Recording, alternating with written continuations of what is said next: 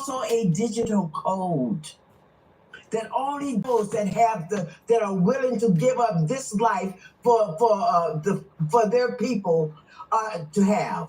That's what we need. Okay, fight doesn't. We don't fight.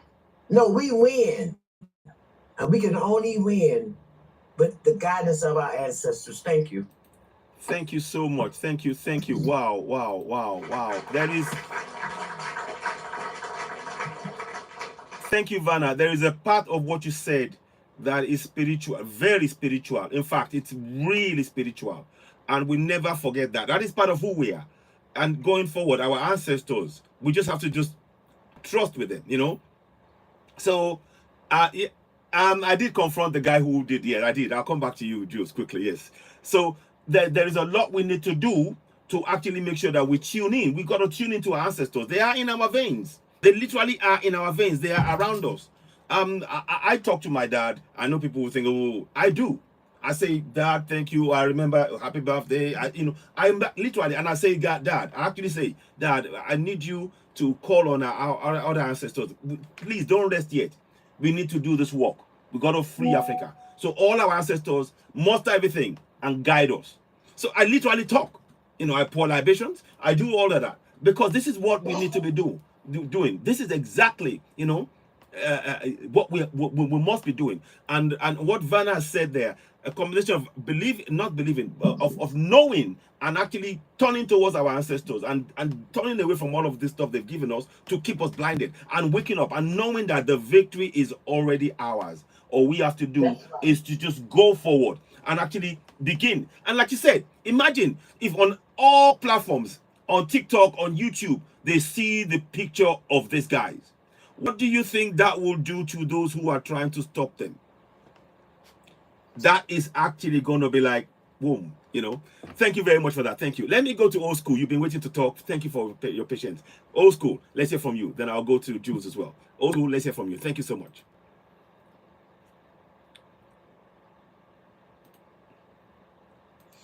Hello. Hello. Yes, go ahead. Go ahead. Yes, go ahead. Hello. Hello. Good evening, everybody over there. Greetings, Old School. And thank you for waiting. I appreciate you. Thank you for waiting. Yeah. Go ahead. You're welcome.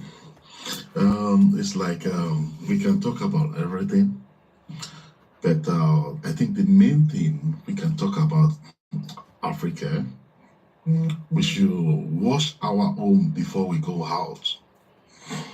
It's like we should talk about corruption. When we stop our corruption between ourselves, these people can never enter us. Okay. They enter us, they know what we know. They know we are too corrupt. If we are not corrupt, they can never enter us. I don't live over there. There is a pity. I pity because I know what I hear every day. I know what I spend on people every day over there. Normally, I would say I'm not living there. I don't have family there. Doesn't concern us. But Africa got to stop corruption. We should wash our home first. Because when we say we want to guide ourselves, why? Let me tell you something. They make their own European. The European, we can make our own African money. They are spending euro. We can make our African money too. When we cooperate together, we shouldn't throw someone away. This is from Gambia, we are from Tanzania, we are from... No, Africa can unite. We got to unite ourselves. When we are united, there's nothing, nobody can enter you. So, but they give us, they colonize us, independence. From that independence, they really make what independence, what we wrote, what we signed on Independence Day. Hey, come on, it's never done. If you know what is inside, it's never done. If you read everything, what they call document we signed with them, and that is why they don't want to leave us alone. Because where we are living abroad, they have only, maybe you run too much on the street, they give you ticket that you run too much, you pay police. This is the money they are spending. They don't have oil, they don't have gold, nothing. Nothing they're having. They don't have anything over here. Nothing they are having. They pay. No, the money that they are having, they will pay tax on your salary every month, end of the month. This is what they are using to maintain themselves. But look at us, what we are having gold. They have everything. Nothing that we don't have in all this Africa. Which Africa does we say we don't have any resources? No one. With our resources, we can do a lot of things. And they laid their eyes on these resources. They will never leave unless we push them. Well, how we can push them? We by ourselves will stop corruption. And we should unite. Thank you. I don't want to have anything to say more, but corruption, we got to bury corruption in Africa. Then we can go further. Without this thing, African can never go to anywhere. Our leaders, all these old cargos, 80, 50 years as a president, they should leave. Because they leave their bad eggs there. They are leaving their cousins, they are leaving their children. There's bad eggs. Bad eggs. Once all these bad eggs are still there, there's nothing we can do. How can somebody be president for 40, 50 years? There's nobody in this life again? No. We should stand up. Yes. Everybody should stand up. Let's, even on this platform, we can fight it together. Yes, absolutely. We can fight them together. People, please, let's stop them from this corruption. It's a pity. In Africa, we got everything. What? Nothing. We got everything there. Please, let's raise Africa. Let's raise Africa. Please, let's support all these young chaps. Let's support them, please. Thank you very much. Wow. Thank you. Thank you. You spoke from the heart. I could sense it. I sensed that. My brother, old school. I'll mute you. You spoke from the heart. I'm going to mute so I can hear because it's echoing. You spoke from the heart, and we really get the message. We need to stop corruption. And you're right. In the olden days, people were able to live. My grandma and my ancestors now, they told me this story. There were places you could go, and people even now still tell the story. You could go into places and villages, and you will buy the goods. Whatever the price of the good you left on the table, doors were open. That is the experience. That was the reality of our ancestors. And that in those areas, there is nothing like corruption. Because the trust, the truthfulness, the sincerity, and the way of life of the community was built on trust to make sure that community existed. So what you said here about unity and about fighting corruption is absolutely crystal clear point. It's a point that every one of us must take on board. You know, sometimes in places, we had this thing in some of the cultures. If somebody stole something, they would ask around, and if they didn't, if said I didn't, are you sure? Then they would do a kind of a local kind of spiritual act, and that person will go through it. And if you don't, it will get caught there and then. So these are the kind of things that we have. We have systems in place. What I'm telling you is that when they tell us that Africa was not developed, they're lying. We have our own systems of doing things. We must return to that. Yes, of course, we can fine-tune it. We can upgrade it. But we have our own systems. And what we cannot accept is somebody to tell us that Africa was a backward continent. Africa is the beginning of everything. So thank you so much, my brother, for reminding us that we need to fight corruption within our communities. You're absolutely right. Thank you. Thank you for that. Now, let me go to Jules. Jules, thank you for waiting as well. You've been waiting, and thank you. Jules is a great friend. She's a champion for African, anything African. Go ahead. Let's hear from you. Go ahead. Thank you. Hey, I'm enjoying the accolades you are giving me. Child. It's true. It's true. Okay, to someone who was talking about corruption, yeah, we need to fight corruption, but then the people who invented the corruption is us, the povo.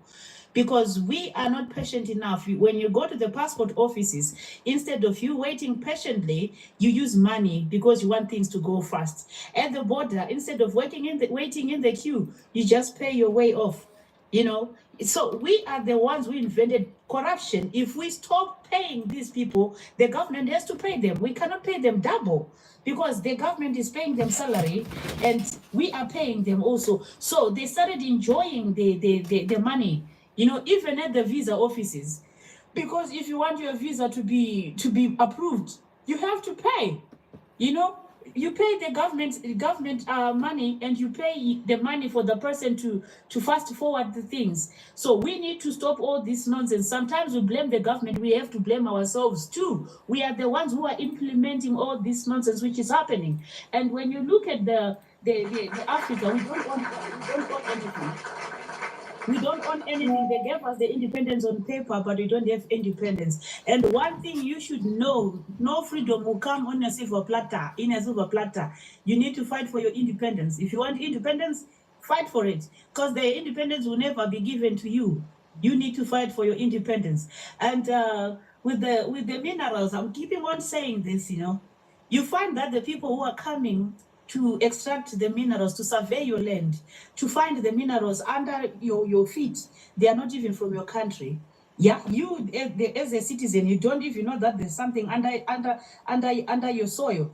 The people who are supervising the mines, it's not even us Africans. The machinery extracting those minerals is not even Africans. And the processing is not even us who's doing that. They're just taking the raw materials. So you cannot fetch more money with the raw materials. That's the reason why I'm saying every time, I'm gonna keep on saying this every day. We need to shut down all the mines. Go on a drawing board. We go to the table. We say, if you want our lithium, bring your company here. We want to sell the batteries, not just selling as raw materials. And for women who are wearing makeup, just know there is a child in Congo, child in India, who's supposed to be playing with other kids who are extracting the minerals to make your makeup. And for those people who are loving cars, just know that there are kids who are supposed to be playing right now, and they are busy mining that mineral, and they are not even getting paid. They are being paid peanuts. And for those women who like diamond rings, just know that there are some people in Africa who were evicted from their place, and their children who are busy in the mines. So sometimes before we think about ourselves, let's think about the people who are extracting those minerals back home in Africa. If you want to check the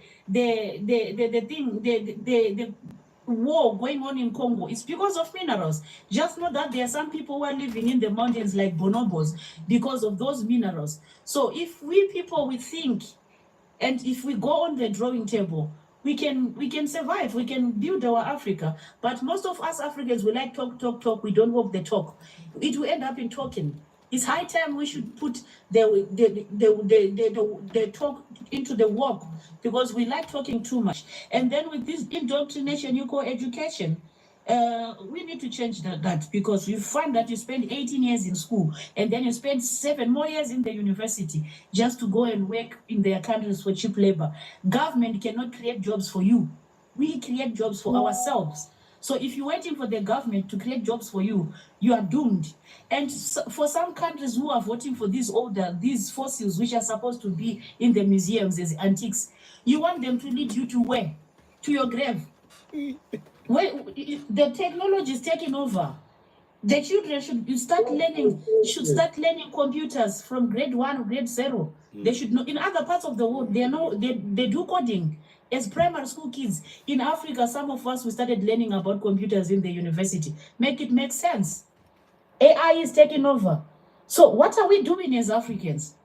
You find that the laboratories for people to do sciences in the villages, there's none. Even in the cities, there's none. The reason why these politicians, they are not improving our schools, because their children, they are not learning in the country. They are learning outside the country. It's high time we Africans, we say every politician, their children must learn in the country. They'll develop our education.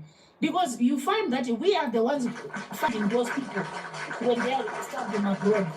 Come on, guys, be better than this. And when you're voting for these younger presidents, never ever in your life vote for someone whom you think is an Allah person or a God person. These people are pathological liars. When someone is coming like in with the Bible and the Quran, run for your life. These people are pathological liars, because in the Bible and the Quran it's all lies. That's why you see these people, they lie through their teeth, knowing that the Bible and Quran will not do anything to them. Imagine if we are swearing with our oracles, do these people going to do that manga business? If you No want to way. see these people, they're scared of our African spirituality. Just buy a cloth, a red one, yellow one, and a white one. Go drop it at the door of the church. Shiki mandara babosa, shiki mandara ta ta ta ta ta ta ta. You know, you see that. So we should go back to our we should go back to our African thing. I'm telling you guys, if you don't want somebody to steal from your field, just tie those 3 types of clothes, or 4: black, white, red, and yellow. Just tie it in your field. Nobody will get there. And you look, when you see that these things is just a joke. There are so many cameras in the church. So many cameras in the church. Why do you need cameras when God sees everything? When he's there all the times? Go to the shrine and go leave 100,000 there. Nobody will touch it. Mark my words. Nobody will touch that money. So that's the reason why I'm saying now we need to swear in with our oracles and see what's gonna happen. We need to stop all this nonsense we are doing. Nonsense. You find that all these leaders who are sitting on the positions, they swear it's either with the Bible or with the Quran. You find that other countries, they were also funded by IMF. Now they are funding. You find African Union, these old fools, these forces, which are these antiques, they go to African Union summit discussing about borrowing. When they borrow, where's that money going?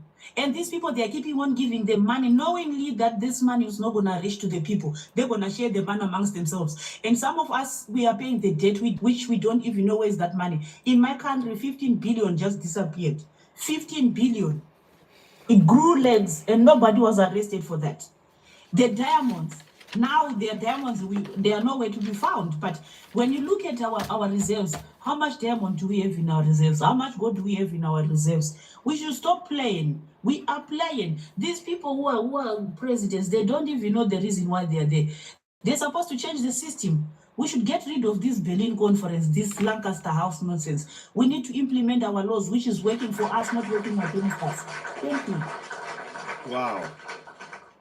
Wow, Jews. Wow. I ran out of writing. I couldn't write everything you said down. You Daughter, you are powerful. Thank you. Wow, Jews. Everything you said is right. And we need to connect back. It goes back to connecting to who we are as Africans. Jews, thank you. Like I said, you always bring the fire. Thank you so much. Always bring that fire. And please, everything we're saying here, it is for us all to act upon. Please, we are not just talking. We're not just here just talking. We want to take action. Let us see action on the ground. Myself, yourself, all of us, our community. Let us act on it. Let us go and do those work in the background, in behind the scenes, and then come up. This is something I'm saying. I'll show you quickly. I am working on this. I've got costings that are going to come back to me with. I'm making it clear. They've told me to change a few things. This is all written in my language, in Yoruba language, for people in Yoruba land to know their rights in their local language. I'm working on that. I'm going to get that into the community, and you will be getting videos on this platform of that process. That is what I mean by taking action. So we are first talking, then you want to write it, then we put it in action, then we put the videos to bring the evidence out. That is what we need. Please, all of us, this is all our collective responsibility. We mustn't relent. We support. Let me just add, Ibrahim Traore said one thing. Ibrahim Traore and AES, they have banned the exportation of raw materials. Yes, somebody told me on here, what's the name of it? I can't remember the name of the guy. He came earlier on. Abdul, I think. Abdul said it. They have banned the exportation of raw materials from Burkina Faso, I think Mali, and even Niger. What they want is that if you want anything, we will finish the product. We will do finished product. So instead of getting tomatoes, you come and get tomato paste. Instead of getting the mine to get the gold, you come and get the gold from Burkina Faso people. Instead of you getting anything else, this is what is it. This is what we need to do. Yes, so thank you. Sorry about that. Yes, you're going to come in now, David. Sorry, I was just, yeah. Carry on. David, you've been waiting. Thank you. Let's hear from you. Thank you, CitizenAY. Hopefully it is quite clear. Is it quite clear? Very clear, very clear, very clear. Okay, Thank you. excellent. Do you know what? Listening is really nice when I listen to your debates and I hear people give their opinions. And I take little bits from what everyone says. So I like to go deep into the problem. So the gentleman I mentioned, the corruption, that's totally right. You know, corruption is the root of all our evils. However, you always have to look deep where the corruption came from before we can manifest the reality we want to have now. So if you look and go back to when these colonizers came, and someone mentioned the Treaty of Berlin, this is the seeds of where the corruption came, and we learned from the master. Because before then, as tribes, we had a collective mentality.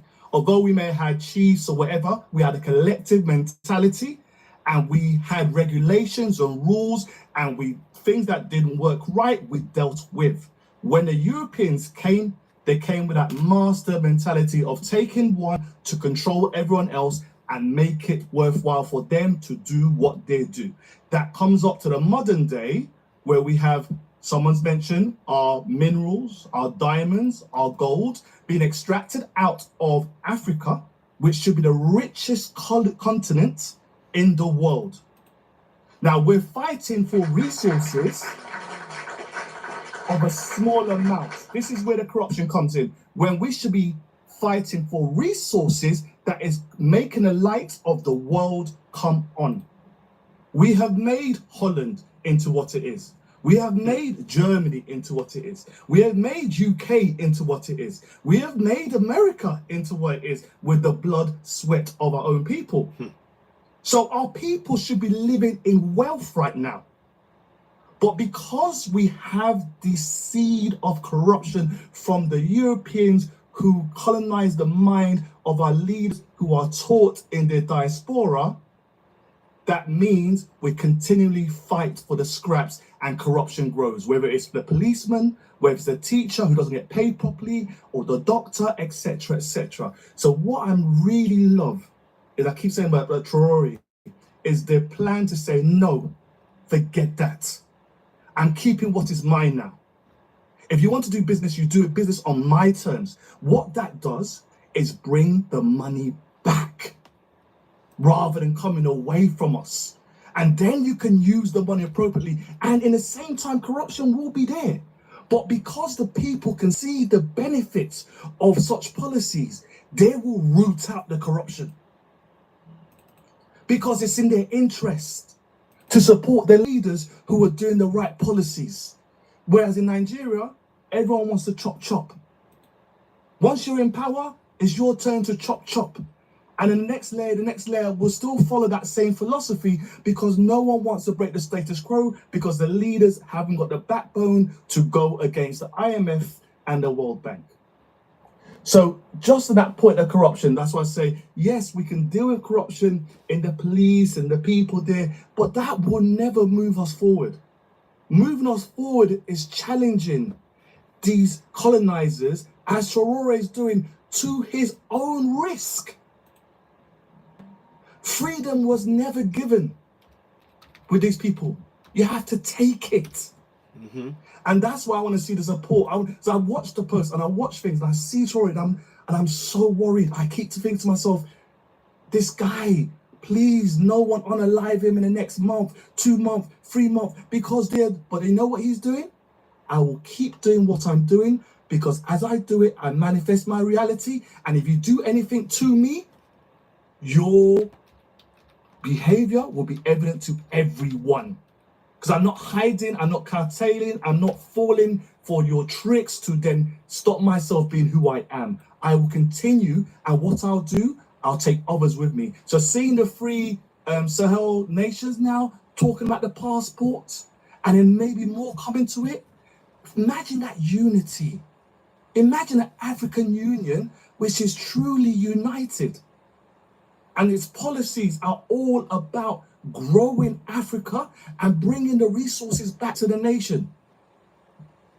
That day will come, but what we have to see at the moment is the birth pains of that reality. And as you said, every one of us in some way, however little, has a role to play. Because right now in this diaspora, We need to understand in the next 10, 15, 20 years, life for Africans in this diaspora is not going to be good. You are seeing Germany, you are seeing France, even today with the stupid Bendenok and whatever one for the Conservatives, right wing is growing.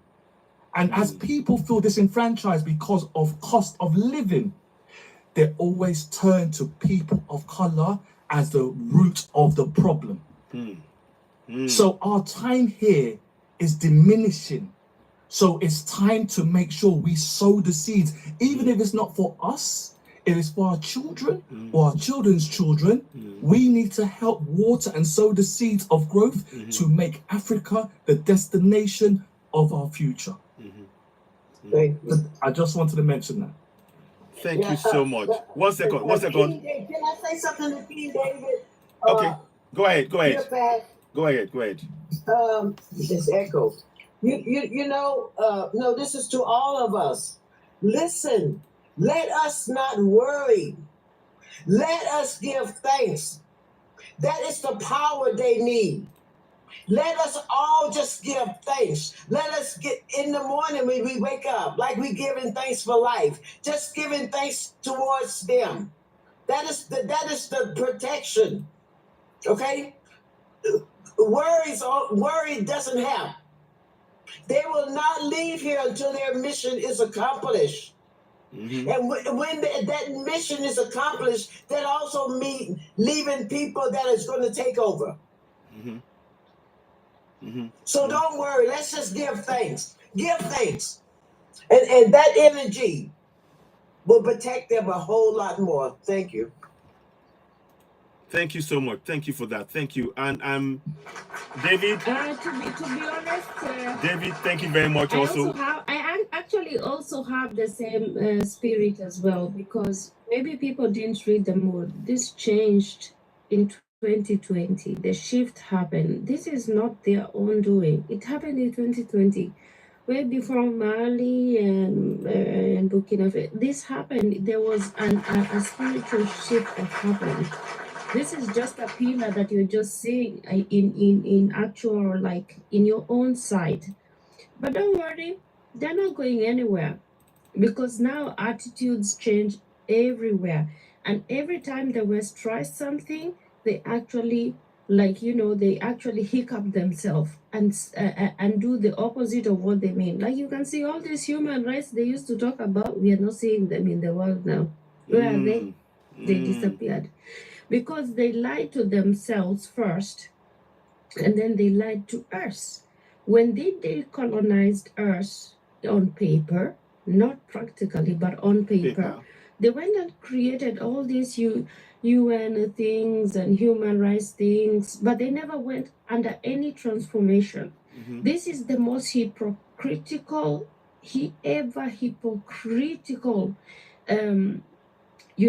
civilization I've ever seen. There's nothing civilized about it. They never understood anything. They just went from, we stopped colonizing. We give you power. How? It's like they just slept one day, they woke up and they're like, black people have the same rights about us. No, but they've been fighting against that. It's the same. They want apartheid everywhere in the world. They don't call it like that. It's the same. Neo-colonialism is apartheid. We are on the top, you at the bottom, and stay there. Period. Everywhere they have gone, that's the same thing they have done all over the world. So it's not going to change. It doesn't matter whether it's practical apartheid, like in SAS, South Africa, whether it was in the US, what they call quote-unquote Jim Crow, is still apartheid, whether it was when they colonized us practically in the continent, and then they put you up here, they put themselves up here, and then they put you down here. It's the same thing. They don't know any other language. They just know we have to be up here, you down there. They don't know anything else. Apartheid is what they know. They are greedy. They cannot, because they have at the back of their mind, we know we are rich. At the back of their mind, they know they are poor. That will never change. Come sun, come sunshine. That will never change. So stay tuned. Thank you. The other thing Thank you. I'm about to go, yeah. Okay, go ahead. The other thing, AY, I think you need to Google this Bible we were using in school. That Bible, it has got pictures, yeah, on top, and the other side is, I think it's Europe. They do have nice buildings, and Africa, it has got these shady buildings. You know, that Bible is in green and brownish. We were given those Bibles in school. When I was looking at that picture, you know, I'll ask myself a question: what does this picture mean? You know, and also the reason why you see the police people beating up people is because they know because we always want to pay. If we stop paying them, if we stop bribing them, they'll stop beating up people, because now, even if they are being paid peanuts, but they are earning a living through us because we are bribing them. We should stop all that nonsense. And with this idea of people worrying that, oh, our lives are not safe here in diaspora, I think they should kick us back home, because the great minds are in the diaspora. Because we've seen it all, we have lived it. If we went back home, we will mobilize people. We can fix Africa. I wish these people can do that thing, like take us back to Africa. Because most of us people, we are very good at running away from our problems. That's what we do. We ran away from our problems. And some of us, when we ran away from our problems, we forget the reason why we are here, especially women now. Some of them, they found a breeding ground. You find someone who's not married, you do have 3 kids because of this kindergeld, you know. So if they can ship us back home, that would be a good idea. And right now, with the system they put in Africa, in wholesale. She has back in wholesale, not just one. Yeah. So the thing is now, yeah, that Jesus ship is no longer coming to force people to go to pick people and take them to Europe or America. Now you're doing it willingly because of the system. The system is now, you know, some of us people, we think slavery ended. It didn't end. It never did. It's still going on. So we need to change the systems. If you want to live like happy cows in Africa, change the systems. We need to create the systems that works for us, not working against us. And some of the people, you don't know your constitution. How many of you people here knows their constitution? And the constitution of the country should be in each and every language of the country, so that Umagogo can read and understand the constitution. Because most of the constitution are written in English. Do you think Umagogo can understand English, can read and understand English? And then in the parliament, we need to use our local languages. Why do we have to use English? Why do you have to make things easier for them? Because the reason why they put English as a language, as an official language, because whatever we're discussing, they are hearing it. That's the reason why I said we should implement our language, that all Africans should learn that language, and we should catch them young, because we are a lost generation. This young generation, they should start learning that language in each and every school. And in class, we should stop teaching. In class, we should not teach children Bible. Because the teacher is not a pastor, the children are not a congregants, a class is not a church. The children, they've gone to school to learn, not to learn about Jesus. Because when you're teaching people about Jesus, if you want to teach people about the religion, teach all the religions, not only forcing your Jesus on people. Teach all the religions, because the Jesus religion is not the only religion we do have. So if you want to teach religion in class, teach all the religions, not forcing your Jesus on our children. Because children, they went to school to learn, not to learn to be pastors. If you keep on, if the children start lying at the tender age, they end up being pastors and prophets. We don't need that. We don't need that. We need scientists, we need doctors, we need engineers, we need all these things in Africa. We need the miners, we need all this. So they should actually change that Christian religion into mining. One second. Let her finish. So we should stop all these things. So if you want Africa to prosper, change the whole system. Create the system which works for us, not the system which is working against us. Like this system is working against us. The people we voted for, those are not the people sitting on the throne right now. They impose themselves, and they are imposing these people on us because they do have them in their pockets. Imagine, in my country, an Australian company sold the mine to the Chinese. Can make it make sense, AY? An Australian company in an African soil sold the mine to the Chinese. Make it make sense. Make it make sense. And we should stop selling land. These leaders should not stop. Should stop selling land. If you're selling land, who's buying the land? All these rich people. And who are these rich people? The same people we are fighting against with. So we should stop selling land. You should give the citizens the land, not selling land to these foreigners. First, cater for your citizens before you go outside. But these people, because of money, they are selling our land. They are selling our pride and joy. Imagine a whole chunk of piece of land was sold to the Arabs, big foes. Exactly. Make it make sense. And you see what they do, like what I always tell you people, that in my country, people, they break down their own land. Those people living in the places which are called the reserves, you don't own that land. You if they find minerals there, they chuck you out of that land, and you don't benefit anything from that. And they don't build a place for you to go. They just kick you out of the land. You can go live in the mountains. They don't care. So we need to solve these matters.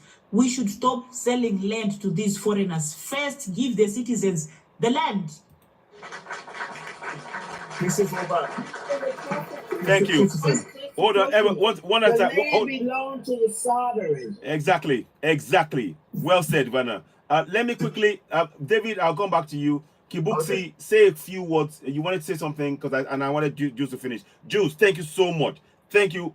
Honestly, you bring in the fire, and we all should be listening. As you're watching, please donate and subscribe to the platform if you can. Thank you. Go ahead. Kibuxi, go ahead. Go ahead. Kibuxi, can you hear me? Turn now. Yeah, go ahead. Oh yeah, I second that one with Jules. We should change our education system, which we were left by the British or the French to colonize us, to tell us everything that is white is better. Every religion that was brought by the white is better, and we should forget our own. If they're gonna teach us anything, they should actually change that. Because I also studied that one when I was growing up, like Christian religion education, that was mandatory in every level that I went through, all the way from junior classes to high school. We should have had mandatory mining. We should learn about our minerals and agriculture and horticulture, whatever it is that is in our land. So they should have taught us that instead of Christian religious education that they taught us. And that is why Jules is also very passionate about that. I know she would be like, she's pretty bad, that she would have been taught mining instead. Yeah, exactly. She would have appreciated that. At least she would know which minerals, how to dig them, how to not dig them, and which one is erosive, which one is killing our people. We would not have these problems we are having in Congo right now, where we are taking children in cobalt mines with their hands, and they're suffocating from this, they're dying young. And then we would have been able to take care of our neighbors better, because we wouldn't harm them if all of us as a collective in Africa knew about mining instead of all these religions. We would never have harmed each other. So I think that's what I would also want to add on top of that one. And then we should have these people in government, not because they grew up with all these religions, they're swearing on a Bible and stealing at the back, even though it says thou shalt not steal, but then they're stealing at the back. But make them swear in their own traditional languages and in their own traditional beliefs. They would never steal, because they know the consequences of that. And that's why we always have this pushback. That, for example, when the financial bill in Kenya was being read in the parliament, that really upset Kenyans. As a Kenyan, I would say that. And then we saw Congress people, white Congress people, all the way from the USA, sitting over there, listening to a financial bill. So they were really shocked when we actually erupted in the street, because they can't believe it. Oh, why are you rejecting whiteness now? We're like, that's not right. Give us a minute to think about it. Oh yeah, now we can see the AMF and the World Bank hands behind it. But then people needed to learn about that. And I think this eruption of actually not only informing ourselves, informing each other, has actually erupted in Africa, and they're really shocked. But I saw this shift all the way back in 2020, way before COVID. But I'm very, very happy that people are waking up to this. Thank you very much. Citizen.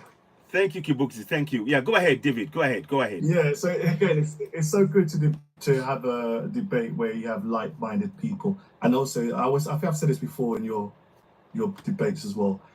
The ancestors operate through us, because the things that people are saying, it's almost like you've awoken from a sleep and you're saying the reality now, because we're all connected with our ancestors. So look, this religion aspect, I'm not going to do this quote service because I know I'm not going to know it by heart, but Malcolm X did a quote once about education, yeah, and it's about your slave master has no business educating you.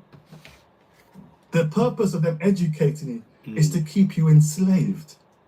So we didn't have the Arabic religion, Arabia, Arabic religion. We didn't have Christianity. Both those religions had to be burned into us through torture, subjugation, so that we would then have an enslaved mind to be more easily controlled. So the Europeans with Christianity, and I don't want to offend people, so I know some people still want to hold on to Christianity, so please, that's okay. I don't, yeah? But they knew to break us, they had to force that into us to make it more easily to control and to then do the theft that they wanted to do. And you can see how evidence of our enslaved mind is still. You go to Nigeria, every 10 meters is a church. Is a church every 10 meters. But we don't put that money into the economy to pay our teachers, to pay the police, to educate our children properly, because the Europeans brought that in so that it could be the mechanism of control, so they could easily then do what they want to do. So in almost to move forward, we almost have to push that aside. Almost finding our spirituality back, because before then, when we were the nations who taught mathematics, who taught science, who taught agriculture, so all these things now that we're talking that we should be teaching, we were the ones who taught them. But the master educated us in this system to de-educate us of what we knew. So now, the reality we're in is because that is the objective. The plan was to keep us at a point where we fight about religion, we fight about being Muslim, being Christian, and then fighting Nigeria, and etc., you know, and we're constantly controlled because we think master's white and he's great and we don't want to offend him and we don't want to kick him out of land that he shouldn't be in, where South Africa or wherever, because we want to be what master wants us to be, because that's the image of God. But that's not. And that's why we have to almost lose that brainwashing so we can understand and find our route back to where we should be at. Because while we have these methods of control, there's always that chip in our head that stops us moving forward, or stops us moving forward as a collective. And that's what I just want to talk about, because that's why I said a lot of things, I probably look at a lot of things deep. And, you know, you have to do the first stone to move forward. But I feel that the issues we have, sometimes we have to go really deep into the underlying issues of why it's there. Not just look at a modern one, but historical. And that's why I want to share that we have to push these things aside to find ourselves. And these things are a barrier to our progression. Thank you so much. Thank you. Wow. Please let me say one word. I mean, 10 words. You know what? It goes deeper than that. We have to go all the way back. And we got to give back what they gave us. King AY, you know where I'm going. You see? See, we are so caught up. And I'll say this again. I hope y'all hear me with your heart, with your ancestral mind. Every time we say that word, we give them power to destroy us. We can never be united with that title. Because you have to understand that title it's made to divide us. This is the hardest revolution that the black man will ever have. Because we have been so indoctrinated, we are so used to, we cannot even see ourselves not calling us AFRICAN. Exactly. We cannot even see that. And that is the key that locked us into this paradigm. Thank you. Wow. Thank you. Thank you. Well, the funny part is that Africans think that once they came and stole all these Africans from Africa, right? Somehow the historical books don't tell us that these people did not leave. They kept preaching the word and preaching the word. They left the missionaries there. No war, but they left the missionaries there to corrupt our mind for a very long time. That's the part that they don't write down. They actually left missionaries there to corrupt our minds, and they did that for years and years. And what they did is they actually left the missionaries there to study our own traditional ways, how we used to make altars, how we used to pray, and all that. So by the time they're making this 1884 grabbing and scattering of African and cutting it up in pieces like a cake, they already knew where we are. That way it made it so easy for them. They didn't do guesswork. No. They had been there now for 400 years. That is what Africans are not taught in school. No African person. They just told, oh, you were invaded in 1884. No. They already knew our traditions. They already knew where they were going to go. They already knew the fertile lands. And that is when they started demarcating Africa into small portions like they did at the time. They already knew. But George, let me just say this, please. Okay. Who taught them? Who taught them? Who showed no, but I'm saying at that time when they came and enslaved Africans from the continent and took them out of the continent. No, when they took them out of the continent to spread them around in the Caribbean, in the Americas or wherever. But then they left European people who are so much friendly, but then those are the people who actually consumed us from within. And that is what they're repeating right now. My daughter, we brought them there. We showed them how to go over the ocean because we were the rulers of the waters. I know that, but I'm saying when they turned the tides and then they started taking the Yeah, what I'm saying is that everything they're doing was taught to them by us. I know that. What I'm saying is that Africans are not taught that when they took the Africans into the world there, when they stole our African people, there were still Africans in the continents living with these people. That's true. That's not what we are taught. Yeah, that's true. That's true. I'm not saying that we didn't teach them anything. No. Or we didn't teach them everything. How to destroy us, how to come to us. Okay, maybe we are not understanding each other. Okay, I need. Okay, hold on. AY. Yes, hold on. Yes. Check the picture of this Bible. Okay, let me put it on your big screen. It's called the Revised Standard Version. Thank you. Check the picture of this Bible. Let me go expand. Okay, so it's there. Oh yeah. Oh my goodness. Let me screenshot this. Oh, I can't. Okay. We'll watch it later. Oh. Yeah. I know. So that's us there. And that's Africa, that's Europe. So in the Bible, Europe is the golden and Africa is very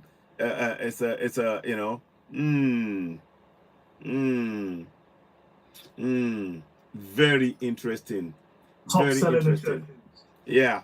Well, no, I see what it's good for us to see that so that we remember that that's what they try to do to us. And we need to wake up from that. Thank you very much, Jules. Thank you for that. Thank you for sharing that. I appreciate that. I wanted to say something. I know what Jules was and what Kiboki was saying. They really studied us. They did. And also, I also agree with Vanna that a lot of what they used against us, we taught them. But they came in the guise of, oh, we're your friends. Oh, we're your friends. Oh, and we welcome people. We welcome people. All African families do. So there is, both of you were right. But now we are in a situation now where we are going to change this. We are changing the paradigm by raising awareness.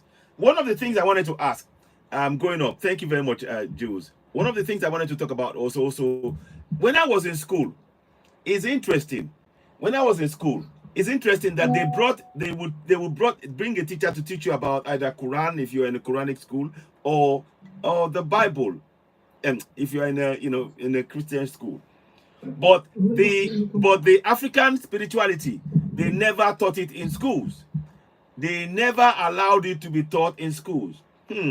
I wonder why. Yet those people that they were teaching those things were from those places. So these are what we have to understand. So I want our brothers and sisters who are Christians and is Muslim, if you are thinking about why are we saying what we're saying, think about that for a second. They come to your land. You have your own spirituality. You are African. You know, they know all of this about you. But then they say, oh, we will teach you in your schools. It's as though they know that the teachings in the churches and the mosque are not enough. So they bring it into your school to teach you, to keep you in that loop. But they don't want you to know about your spirituality. These are things that we need to really, let me bring David. David, you want to say something? Then I'll bring somebody else on. Go ahead. Yes, Citizen, hi. Because you just said that, I thought I'd just come on that. Because you commented about that religion bit. It's funny because I look back, I say to myself, okay, even before our spirituality has never been expedited to anyone else. We've never expedited our spirituality. Why is that? Because it should never be an offensive weapon. The spirituality that we had made us cohesive. It made us make great things like the pyramids, like all the stuff that we had in Africa, mathematics, science, because from a place of peace, spirituality, truly, you evolve. That's why this world has never been what it should be under the current rulers.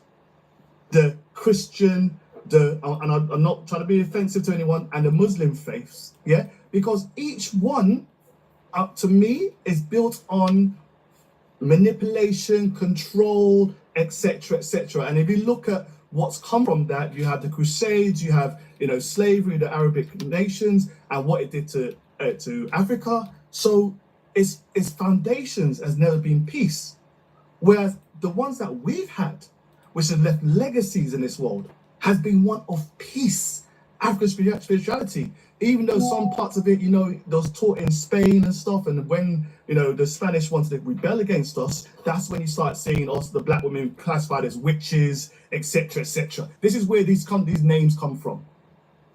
The witches aspect and the fight in Europe against witches and stuff, that comes from actually the fight against black spirituality, black women, and the sight that black women have and the power that they have. But what I'm saying, we've never been hostile to pass that on in an aggressive way. We didn't flog no one to take our spirituality and to learn and control them. But they did it to us. And almost as a people, what we have to do now is start to become more, I say mentally aggressive. We're too welcoming. So you ask the question, who taught them? Yes, we did. Because we came out there to teach them things, thinking we're passing on knowledge, not realizing that our true and future enemy will take that knowledge and come back to us to control us. Because we've always wanted to develop people rather than control people. And now we've got to learn, especially in Africa, to be more hostile. No, you can't come in. No, you can't have that land. That is our people's land. And that's why I say coming away from that religious aspect, going back to our spirituality, will help us become more guarded in what we do. But you're right in terms of, you said, I think, about who taught them. Yeah, we taught them, we educated them. We went to China, we went to America, went to South America. There's all landmarks of black civilization in all these places. But unfortunately, we had a mindset of peace against a set of people who wanted to hate and control. Wow. But you know what, David? I'd like to say something to add on to what you just said. 1 second, 1 second. Yes, you will. Yes. Vanna, 1 second. Let's hear from Linda as well. Then you come back in quickly. Yes. Thank you very much. Linda, go ahead. Black people are welcoming and caring, as you just stated, but not just Black people. In the Americas, there were people, and these people were done the same way. Mm-hmm. And as a result of the people here being welcoming and showing them things and trying to help them settle in with them, they took over. They almost eliminated the people. Mm. So they are manipulative.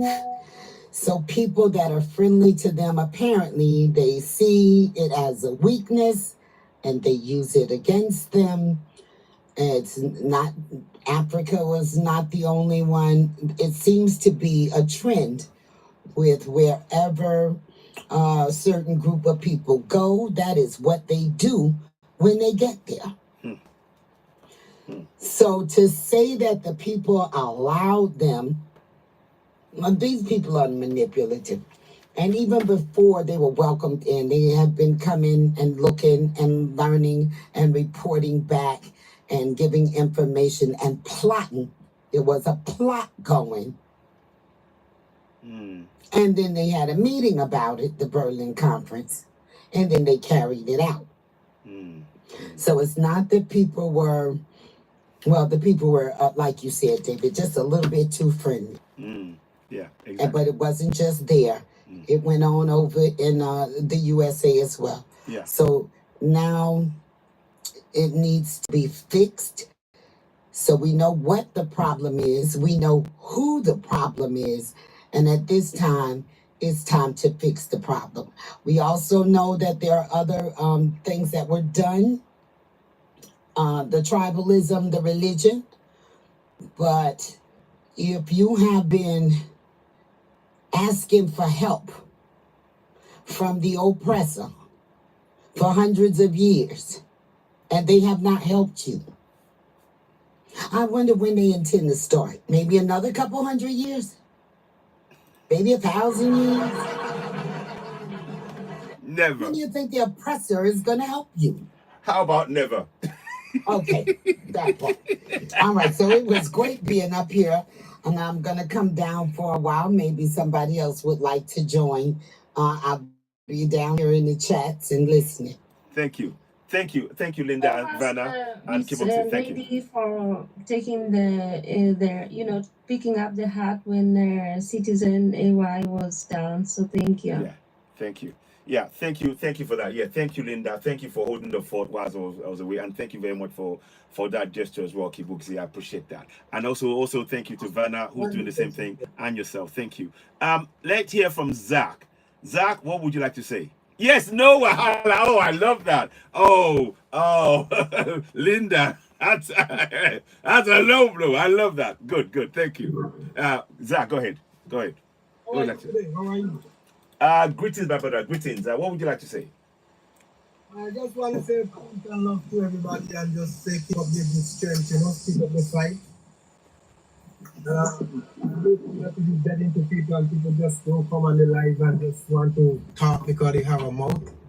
That they go out there and do some action and wake up others who are sleeping, and that's all I have to say to the brother. Just here listening, and everybody is making some strong points, but it's to live up to it. Don't just talk out. That's all we've been doing for the last 2 decades. We just talk and no action. So I hope everybody in the panel mean what they said and go out there and just spread the word and do the fight, because everything in life is a sacrifice. And I hope they're willing to make the sacrifice to go out there and free our children. We're not doing it for us. We're doing it for the next generation.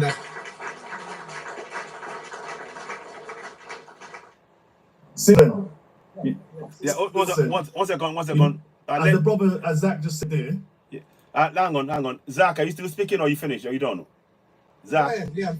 Thank you very much. Thank you, Zach. Okay, go ahead. Go ahead, David. Go ahead. Citizen, as Zach just said there, I don't want anyone, and I think there's some more experienced people in here who obviously are doing things that have tangible evidence, but I don't want anyone to ever think anything they can do is not enough.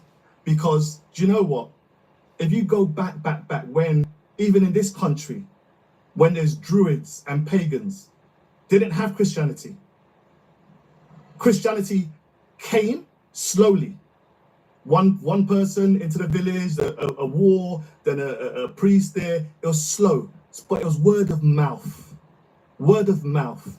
So when you see the brother or sister next to you at work, or in the street, or whatever, take time to appreciate and talk to them. Take time to let them know even like what you know. Now, some people will not be receptive of that. But what I'm talking about is the small steps. Someone spoke to me once upon a time because my eyes were closed. Same here. I was an African man in this diaspora trying to make it in this diaspora, which means you wear the cloak of the oppressor so you can get on. And then sometimes you lose yourself. But that person said one thing to me once, and that thing is tangible because it woke me.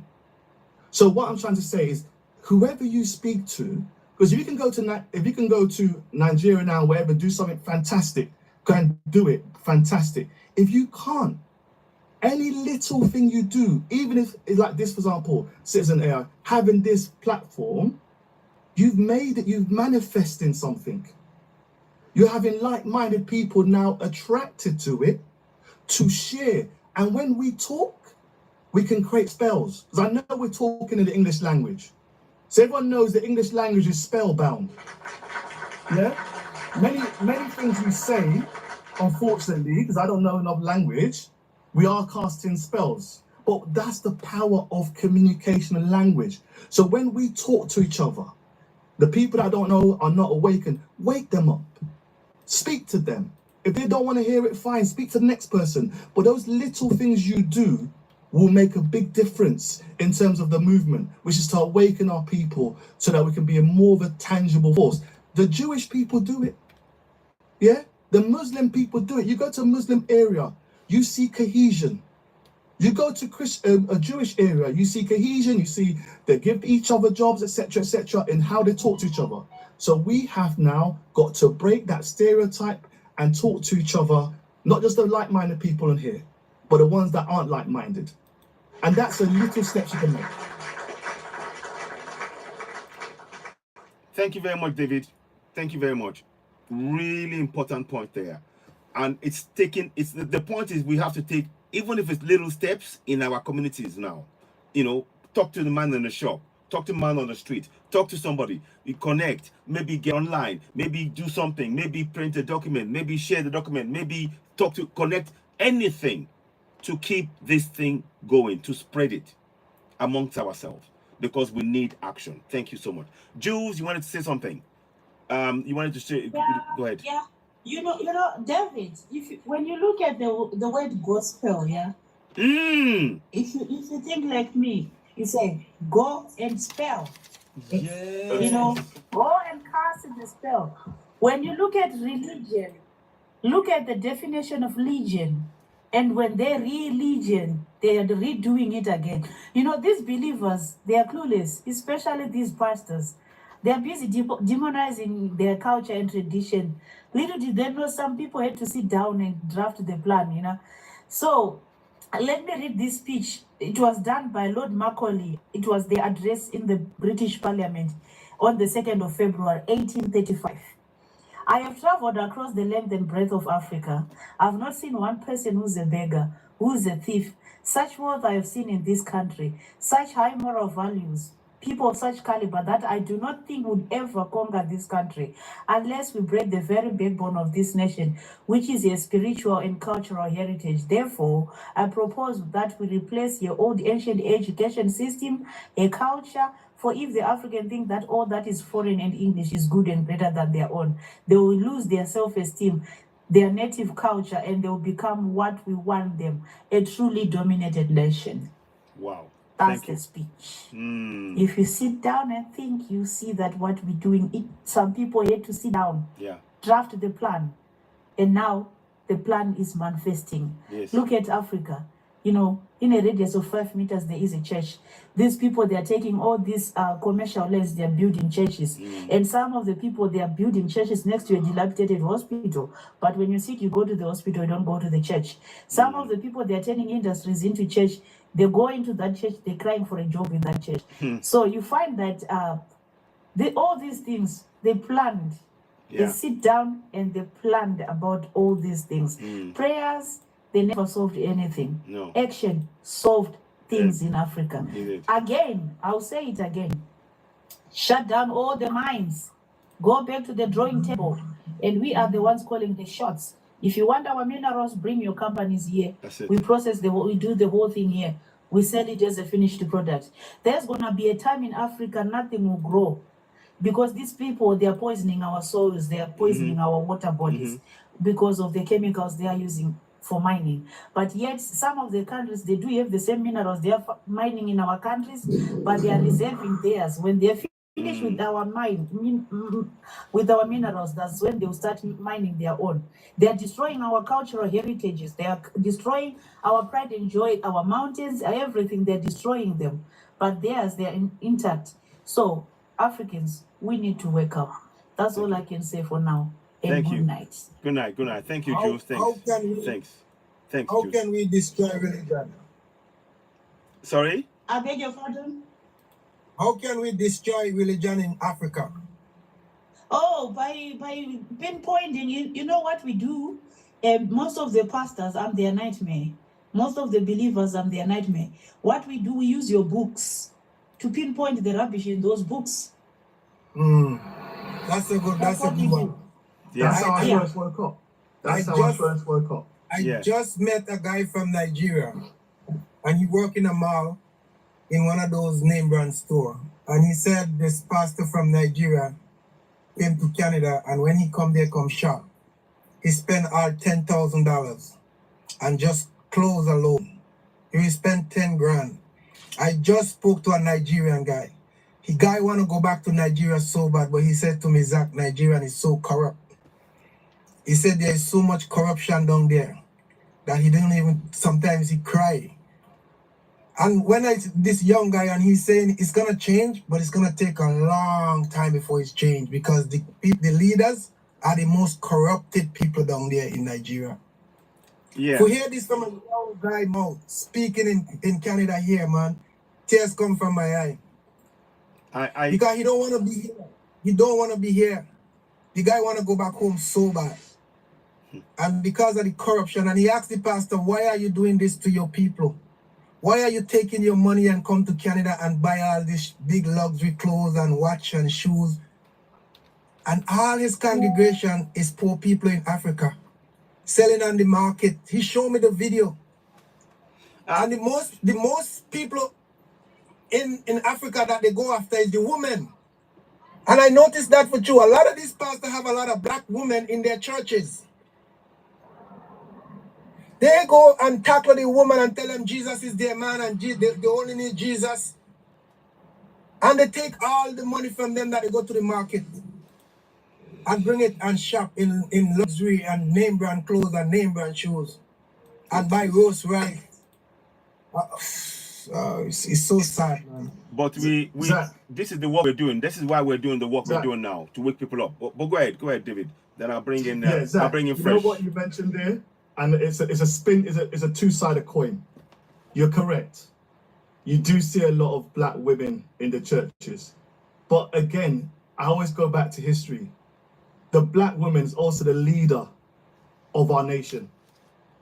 She's a leader of a household. So what I'm trying to say, so if you go back even to slavery, the slave master knew he couldn't defeat the black man. Facts.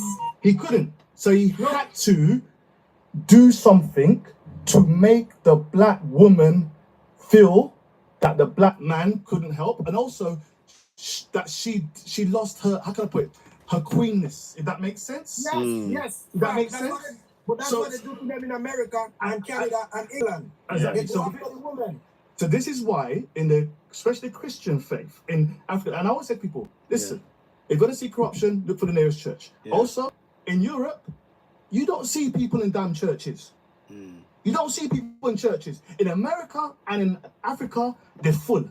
But in the place that it come from, or who's spread it mainly, you don't see people there because they don't even believe in it. But my point again is that the black woman is the spiritual leader of the African family.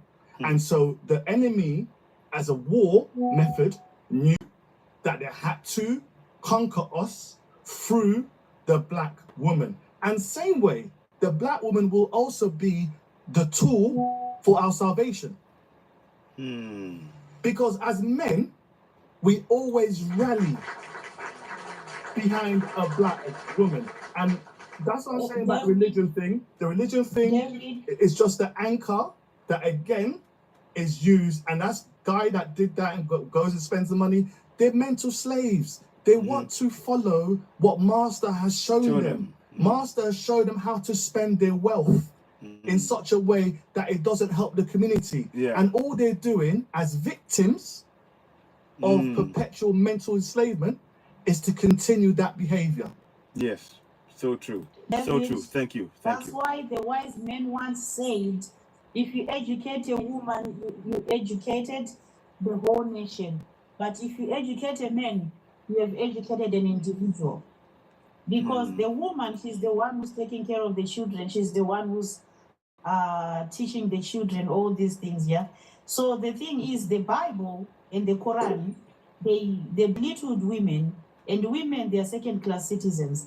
That's the reason why you see the believers, they can't stand me.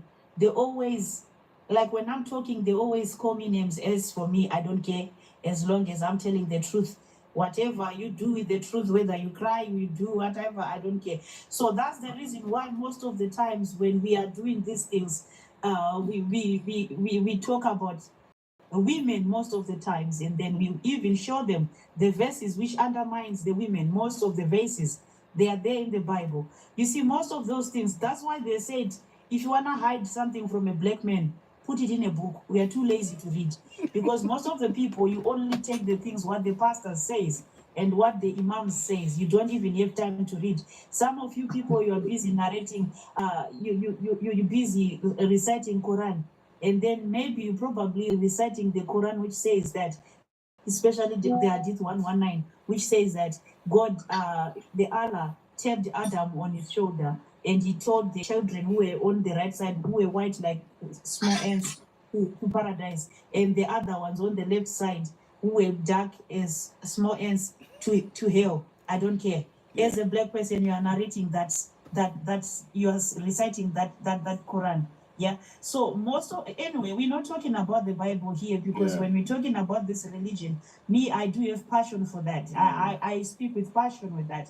But with politics things, you find that all these leaders who are sitting on those seats, they are using these two books. Exactly. That's the reason why I told you that they are lying through their teeth, because they know no punishment will come to them. They know there's nothing coming to them. So let's go back for them to swear in with the oracle. Imagine me if I swear with the oracle. Do you think I would tamper with those things? No ways, because I know those things are real. So we need to change all this nonsense which is happening there. And with the corruption, like I said, we also participate in corruption. We people, we should stop bribing. We should stop doing shortcuts. We need to do the proper channel. Exactly. That's the reason why many of you people, you are losing money through COSs. Some people, they've created their own department of COSs. How many people were duped right now through the COSs? Because people, they don't know. We want the shortcut. We don't want to go the long channel. Sometimes patience pays. We don't have patience. And most of the times, if you want to know the road ahead, ask someone who's coming from there. If you want to know the road ahead, go and ask Ibrahim Traore, these three guys. Is Ibrahim Traore married? Okay? If he's married, I can be his second wife. Oh boy, there's a long queue. Oh man. There's Danny is in the queue, Kibuxi in the queue, Jules in the queue, and the many others. Oh boy, he is gonna be busy. We'll have to give him on. I gotta get it. I got to get it right. Okay. You can be the Solomon. You can be the modern day Solomon. Okay. Okay. So 700. You know, the moment I actually realized that I was so traumatized because I was taught religion from a very young age. I was so traumatized, actually. I'm still getting over it. I'm like a recovering Christian. You know what I'm saying? I'm still decoding that shit. Yeah, But, I know. But you see what I'm saying? But because it was taught to me, it's the same thing. I'm also de-whitening also as well. But that takes a long period of time. So we need to do this for our children from when they are very, very young, so we can actually know what's toxic for them in the long term, not just in the short term, in the long term. And then, but we are still doing the same thing, still sponsoring children, our brothers and sisters or relatives in Africa to still go through the same system that we are doing. And then we're expecting different results. That Wow. will work. Wow. You're right. Wow. Wow. Very, very, very strong point you make there. And we have to change, but we'll have to do it slowly, like David said. And Jules, thank you very much for that. Let me go to my brother. I'll just say, give a clap to Jules and to everybody else here. Fresh TV Bermuda, you've been waiting a while. Let's hear from you. Welcome on board. What would you like to say? Welcome. Salam te ala CitizenAY. Give thanks, peace to all. Salam te to all. And give thanks for life. I'm just here working and listening. You know, like I said, there's already so much wisdom in the room. And I'm just getting my feel of what you would call encouragement to continue the work, you know, because I'm a worker. I've done, oh man. Oh, you there? Something went off. Unmute yourself. You muted. Are you okay? Okay, whilst I think he's muted, I'm going to try and bring him back. I hope he'll be joining us. His line went. I hope the battery didn't go, because I think he's suddenly... May I say something else to what Jewel was saying? Okay, go ahead. You know what we have to do? It's an echo. We have to, all the people that you know, like the ones when they had the protests, they had people going against them. All the people that go against the building of the continent, they have to be identified and dealt with. They cannot come back into the community laughing and smiling. If they stand in front of a camera and known to go against the movements of our betterment, they have to be dealt with.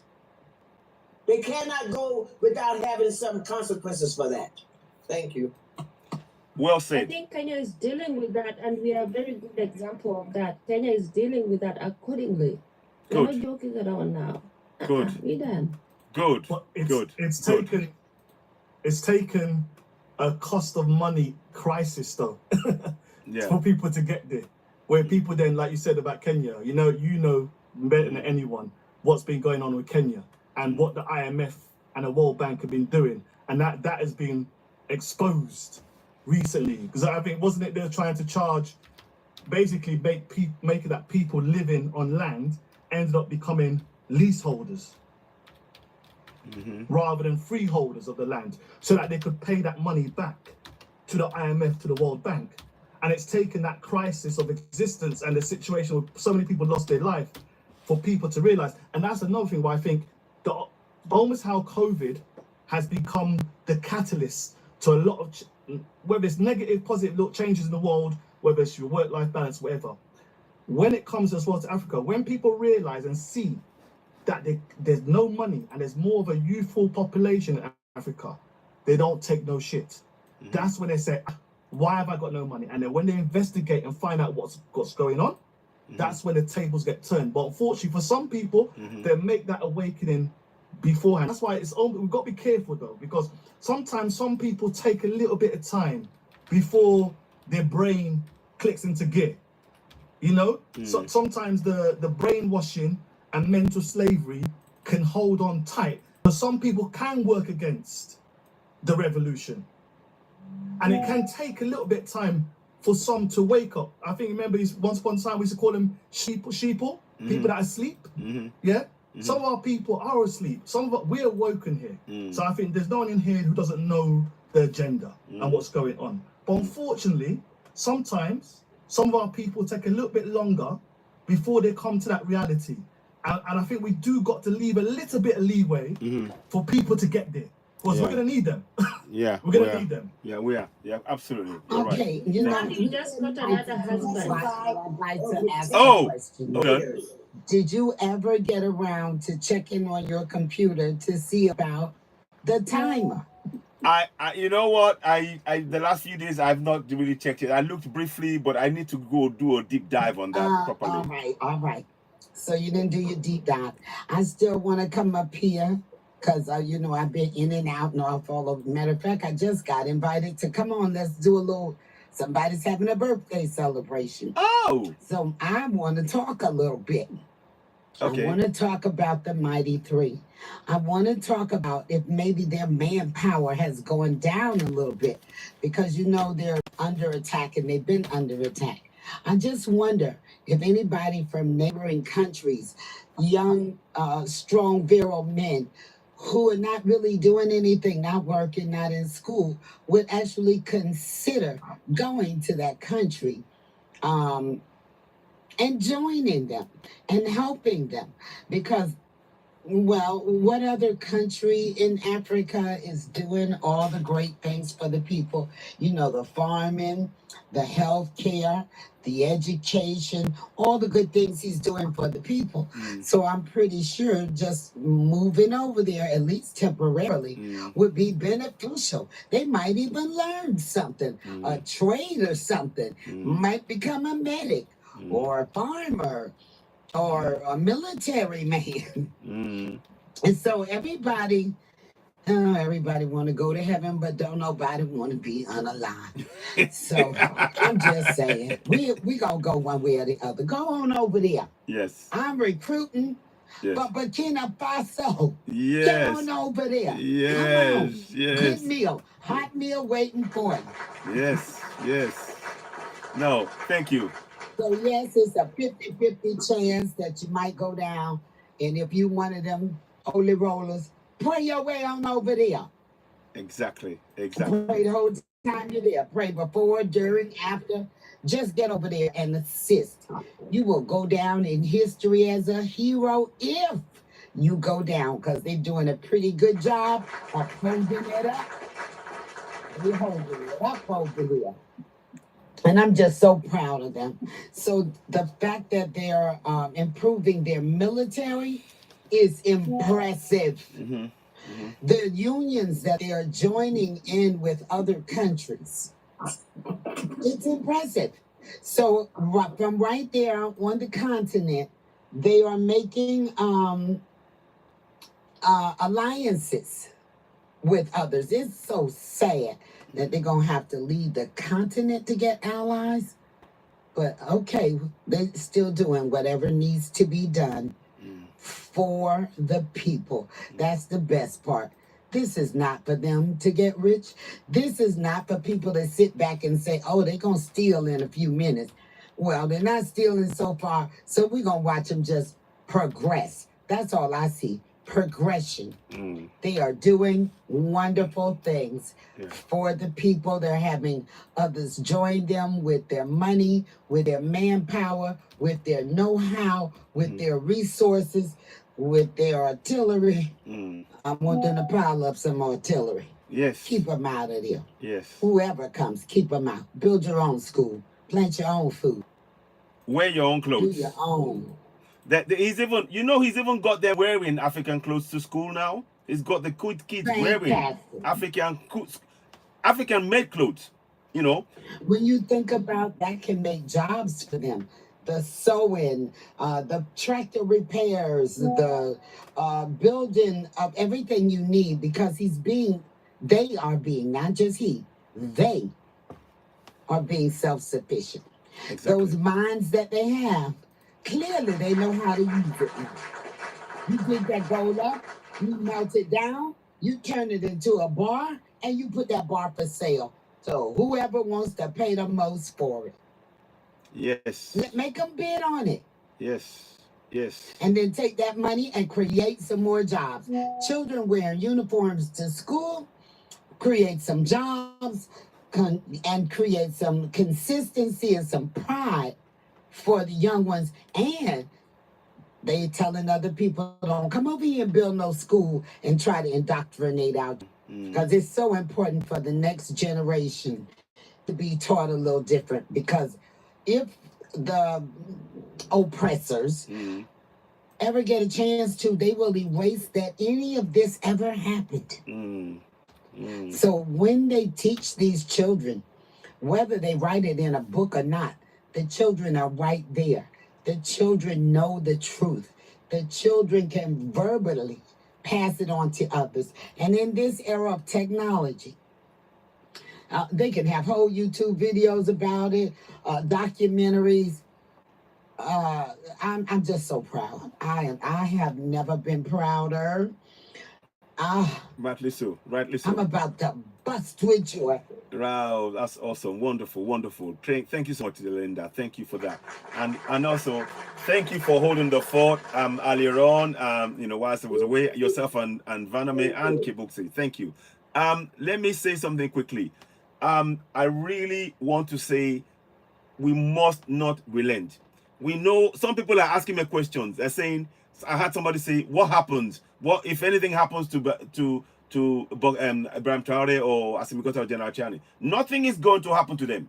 Guess what? Nothing, because we are on that case. We are all monitoring it. We will not allow this to happen. Nothing is going to happen to them. They are going to complete their mission. Their mission is to free Africa, and we must join them.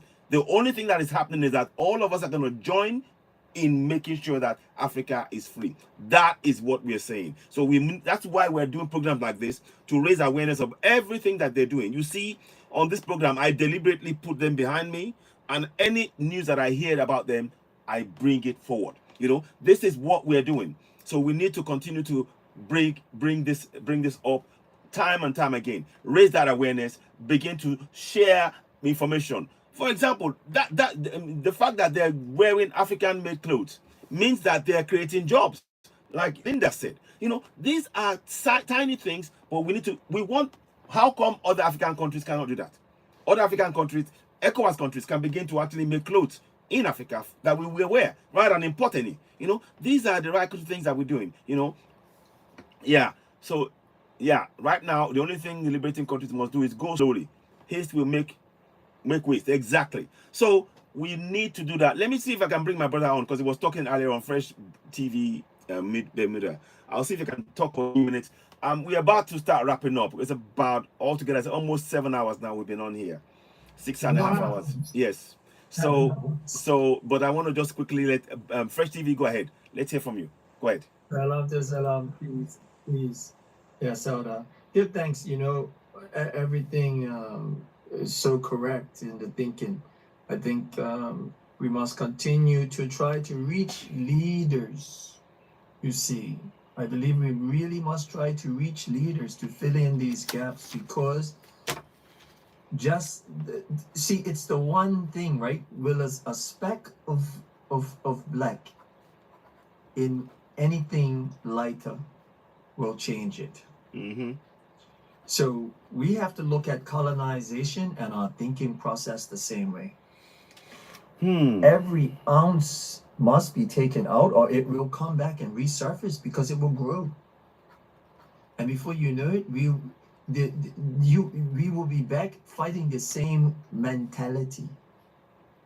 It's very important that we really consider that the thought process about where the leaders are dropping something, for instance, we must go to the outside. No. We must go slow. We must internalize and continue to not convince, but to work to show that we can do this without when the outside influence comes in, it's for fair trade, no robbery. If we want to work with the outside, we don't want loans. We want what we deserve for our trade. Exactly. We do that correctly, there will be no influence. Because it's just money. So we have to remember this, right? So the mistake that will happen is the same thing, and we will get the same result. Because at some point, these things will come back the same way, and we'll be caught fighting again. And that's not good. So we should set the pace. It's a word, it says, you know, if you want to go fast, you go alone. If you want to go far, you go together. So it means that more of us are got to go on the journey to keep each other strong, to keep putting in the right information. You see? So it's not something that they've made our success seem like it's supposed to be overnight. It can't be overnight. But our mindset can change overnight. And this is the one that they have us backwards on. They make us think that our mindset can't change overnight. No, our mindset can change overnight. The other changes happen slowly. But there's one thing we have control over is our mindset. We can do that. And then the feet follow. So we must just consider this. Thank you, Aldo, once again, because I'm humbled that I've been asked to say this, but this is the reverse that we must look at stuff. Infrastructure, take a little while. You tell the people, be patient. This is going to take a while. But our thinking has to change overnight. Wow. Thank you. Thank you so very much. Thank you. I think the network. Thank you so much. Thank you. Let me mute it here. I'll mute you this end. I'm not quite sure if you, but thank you. Well said. I'm going to quote you again. 1 second. 1 second. I'm going to just say this. I want to echo what he said there. He said, our mindset can change overnight. The other changes, I'm paraphrasing. The other changes will follow slowly. You know. Our mindset can change overnight. So this is what, and that's the reverse. Before they've been thinking that everything can change overnight and our mindset will follow. No, it's the other way around. Our mindset has to change first, and then the changes we want will follow gradually. Very important point, and I think it's something that all of us should learn from. Thank you for sharing that, Fresh TV Bermuda. David, go ahead. Let's hear from you. I was going to say as well, because some of it's the thing about going slowly. The thing's important to understand is that what we're seeing with these free leaders is when we're not brainwashed or mental slavery cap over our head, the free thinking comes into place. So one of the problems we have as a people is that we're exporting too much of our mental fortitude, professionals, capacity. So you got all our people, whether it's in East or America or South America or UK or Europe, creating great things for the Europeans. Yeah, we're the scientists out there. We're the mathematicians. If we look at some of the Mensa scorers, it's the young black children are the highest scoring of mathematics and science, etc., etc. So the point I'm making is when these free leaders can clearly show that, look, why do we need to get things from outside when we've got the people in here who can make things for us, because they do this elsewhere. So as long as we create the platform for our scientists, for our farmers or mathematicians or whatever it is, we will see great things created. And what happens is something called a blue dye effect. Yeah? You get a blue dye, you put it in clear water. What happens to the water? Eventually the blue dye takes over. So I know we've got these A-class leaders who are brainwashed and taught by Europeans. But when citizens of other nations see it working in these free, great, striving nations, it will spark the change. Because it's like you look at your neighbor's yard and you say, my neighbor's yard is nice, it's cut, it's clean, it's tidy, and you look back at your yard and it's messy and unkept and not you haven't done anything with it. So people be like, hey, what's going on? Why is my one like this and the neighbor's one is like that? And that's where you see that growth.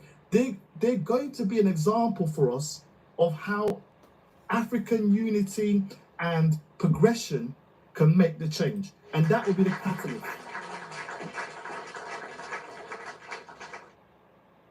Exactly. Well said. Well said. Well said. Well said, David. Wow. Thank you very much. I think Question. Yeah, go ahead. Go ahead. Go ahead, Linda. Do you know if they're farming anything else in Burkina Faso? I know about the tomatoes. They're doing the tomatoes. They're processing the tomatoes. But are they growing like all kinds of various food? crops? They're growing corns. They're growing everything. They were told. You see, they were told before that they couldn't grow anything. That the land was not right. But they started growing, and they're growing a lot of the food that they make. They're growing a lot of their own food now. That's the report that I've got back. In fact, I'll do a show about that. Actually, I'm going to try and do a show and find out exactly the kind of things they're doing. So it's not just tomatoes alone. It's fantastic. So they are really, so you don't worry about shipping exactly food in, exactly, so that the citizens and the troops and the president can eat. Exactly. And that is what is frightening. That is why the likes of, that is why those people with the GMO agenda, they don't want these guys to succeed, because when they succeed, nobody's going to want anything to do with them, and they are not going to gain control. You see, this is why we need to be doing this. ECOWAS, in ECOWAS now, we know of at least 3 different countries that are promoting GMOs, and that is not a good thing on the African continent. So whereas AES will never promote GMO, it is just that simple. These are information that we need to be sharing, on multiple platforms, and everybody should be sharing that. So very good question you asked, Linda. Very, very good question, and it provides us the opportunity to actually explain to people how important these 3 are. They are food, they are there. Health, they're there. Safety, they're there. Education, they're there. Roads, they're there. You name it. Even security, they are all over this, and they are doing it for their people relentlessly. And how long did it take them to get this going? Well, I don't quite know how long, but I know they've been doing processing gradually, but it is actually building up, and it's working. I know all of this has happened within 2 years. I know everything we're saying has happened within 2 years. 2 years, this man has done so much, whereas there are 54 countries, and they are actually getting money, communicating with other countries, but have not done a thing. I mean, besides the fleet of cars and the mansions. A fail. A massive fail. So when they give speeches to their people, it's a story about what? They don't have the money, or they just can't, or people on the continent right there from their own schools are not capable of assisting in any way. Is that what they're saying? I want to know, when they talk to the people, what excuses, what's your reason for this? They say something. One of the things they say is that, we've signed the contract for 25 years, so we are tied by the contract, and we have to follow the contract. Well, guess what? When Burkina Faso came in, they ripped up all of that contract. They said all of it is null and void. We are in charge. What we tell you goes on this in our land, and you will listen to what we tell you. And that is a leader. That is a sign of leadership right there. Whereas those in ECOWAS, they keep going, we signed this contract. Yes, we're bound by that contract. We're bound by the terms of this, and that is enslaving their own people, because they're getting a few crumbs under the table. Nonsense. This is why we're saying we need to. These guys they're telling us what to do. They're showing exactly what we need to do. Yeah, Ibrahim Traore, he's so bold with it that he have 3 spies from France in custody right now. They've been in custody since I think January. Exactly. Had them in custody for like 9 months. He just sentenced them. I want to say his team is working. They're not just out there taking turn looking. They are. And so that's why I think that the other leaders, I think the other Bible here is the only thing to say about them is that they scary, right? You know what I'm saying? That's why I was saying that guy earlier. that them being that's what I was saying to the guy earlier, that them being military, you know what I'm saying, could be a good thing because they don't have that same type of fear, right? As a regular person. You know what I mean? They don't have that same type of fear because just like Citizen just said, he tore up all that stuff and he told France, I'm not paying you nothing. You've been over here stealing for all these years. You done fumbled the ball, and then you think I'm gonna pay you? And you've been stealing. You done lost your mind. He told him he wasn't paying them nothing. Tore up all their contracts. He don't care nothing about no borders. He don't care nothing about nothing that they talking about. And he done started an airline. Did you know he just got a plane? I saw Exactly. the airplane. And it's paid I for. started grinning from ear to ear. You go. And it's all paid for. They paid with money, cash. They didn't buy, it's not loan, paid cash. I mean, look. I'm just so proud. Yeah. I'm so proud of these honestly. guys. They have each other's back. Exactly. This is how unity should look. Like these three guys behind you. Nobody is trying to outshine the other one. And if you need assistance from me, I'm there. And they're showing everybody how it's done while the others are sitting over there talking about, but I can't because, you know, Massa said I shouldn't do that. Yeah. I can't believe that. Exactly. They ought to make them look bad. They ought to make them look real bad. Exactly. Yeah. You know what's crazy too is that, so we was talking earlier about some of the people on the panel was talking about, you know, the young folks graduating from school, you know, getting educated and stuff, being doctors, lawyers or whatever, but they don't have any jobs for them in a field on the continent, right? So now they travel abroad, here, the UK, you know, France, all the places, right? Whatever, right? To the same people that colonized their country so they couldn't, but then you got to travel to their country and give and help them with all your good learning. It's help the same people. So they can come back and try to do your ancestors, your babies, I'm just saying that the next generation. No, when they go out, that's what's going to happen. The preacher have already said they're coming back. What I'm saying is the master plan that they have done. Like when you really kick back and look at the plan. Well done. Yeah, it's a 360. Yes. Because they playing chess while everybody else playing checkers. Exactly. Danny, thank you. It's like the same situation where they get Africans to move from Africa to go work in home care for elderly people who actually colonized their own parents or grandparents. I don't think they are getting There is a gap of miscommunication over there for me. Sometimes I always think about it because we are only 60 years old or in general in Africa.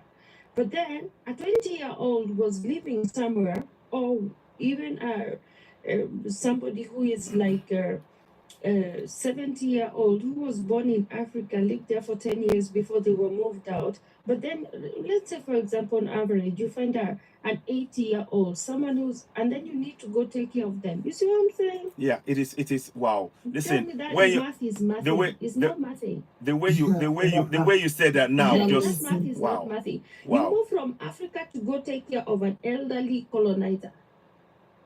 And wow. The fact that there are elders on the continent, and with the poor health care that's there, the only good thing is eating all that good natural food that has not been contaminated and GMO'd and sprayed to death, that they may be healthier longer, but at some point they will still need some care.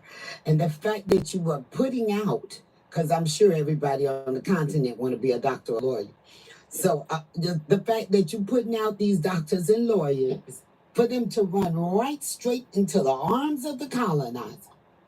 It just don't make no sense. It's a damn shame. Yeah. That's what it is. And it's a shame because this is what it shows. It really is a shame because we are shipping our 20-year-old people and then teaching them nursing. They take years to learn that. And then we are shipping them to take care of the colonizers who are actually in the continent. Mhm. They And would there's say, some Not in the I'll give you an resources. example. and sometimes they They don't made even pay this them. movie about a lady called Karen Blixen, and it was played by Meryl Streep. It's called Out of Africa. Go check it out. It's called Out of Africa. She actually was in Kenya, my home country. And you know what she did?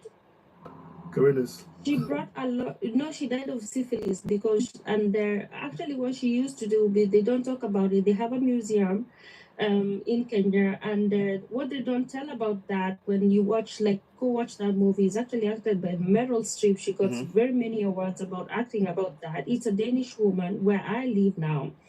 And they actually praise her a lot. There's a whole garden when I go and walk around. There's a museum here called Karen Blixen. I went to see her grave. There are actually people, tourists, actually coming all the way from Sweden, from Norway, coming to visit her grave. And I one time I got when I went to visit that grave, I was like, you got to visit this syphilis spreader in Africa. She spread syphilis. She used to actually rape boys Oh my in that village, God. but you wouldn't hear it about it in that movie, would you? Yeah, but you would That's expect how to. they brought diseases, and that's how they brought like syphilis in the whole village of that area. And then all of a sudden we're supposed to leave polygamy, but then it's because of these colonizers. And she was only there, she wasn't there for that long. She left in the 1930s, but when they discovered that she was sleeping with the boys, all of a sudden, if you hear her story, oh, somehow suddenly her coffee plantation burnt down. But it's because the African people can't stand that shit. So, but then at that time, already the syphilis had already gotten into the village. You see what I'm saying? My goodness me. Horrifying. But That's what, but they won't This tell is- that in the movies. They're gonna call No. it Out of Africa and You then see? act it with the best actor in the world, Meryl Streep. You see That's this? because it's his story. It's his When story. somebody's talking, can you guys, whoever's not talking, can you mute up because it makes an echo? Thank you. Yeah, so he's telling you his story. So the colonizers always change the true reality to make them look good. You know, that's why Wow. they never tell you how they brought religion to our continent, because it doesn't look good. It doesn't Yeah, look good for because the the image. coffee David plantation and, was burned twice, and people didn't Kabusian. understand why. So they just go into that house, and because people they just see me like when I go to Kenya and I go to that museum just to listen to Danish 1 people. minute. Oh, she was such a good lady and all that, and I'm like, what the hell? She brought diseases here. She came with her syphilis and spread it within our young boys.